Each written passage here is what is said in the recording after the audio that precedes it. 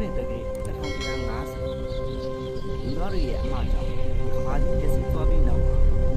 တော်တို့မီလီယံနေခဲ့တဲ့ရှင်းအောင်အင်အားစုတွေပြန်လို့ထားလာတယ်။တစ်ချိန်ကပုံရင်လိုပဲထင်ခဲ့တဲ့ဘာလို့လဲလက်ပြီးရတကယ်ရှိခဲ့တာပါဒီတော့မှရှိသေးမှာဂုံမလို့ခေါ်တဲ့ဘလူးတူးရှိတယ်။ဒီကတခြားဘလူးတွေနဲ့မတူတဲ့နှလုံးသားရှိတယ်။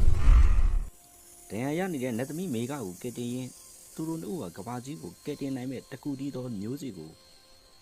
အသက်သွင်းမှုခီးစတင်ခဲ့ကြပါတယ်ဒါပေမဲ့ဒီခီးကမလွယ်ကူခဲ့ပါဘူးအမောင်တို့ကိုအုပ်စုတဲ့နဂါးတပ်ဖွဲ့တွေကသူတို့နောက်ကိုတက်ကြက်မကွာလိုက်လံတိုက်ခတ်နေပါတယ်ရှီဟောင်းပကံကြီးရဲ့ပျက်စီးနေတဲ့ဇီရီဖိုးတွေကြားမှာလူရဲရဲတောက်နေတဲ့တိုက်ပွဲတွေဆင်နွှဲခဲ့ရပါတယ်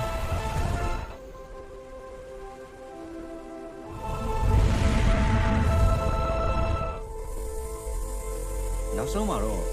မိကရဲ့ဂါရာတော်တွေနဲ့အတူညခပလာမျိုးစီဟာနိုးထလာခဲ့ပါတယ်။စူးရှားတဲ့အလင်းနှန်းတွေကအမောင်တုကိုဝါညိုလိုက်ပြီးကဘာကြီးရဲ့ကံကြမ္မာကိုအဆုံးဖြတ်ပေးလိုက်ပါတယ်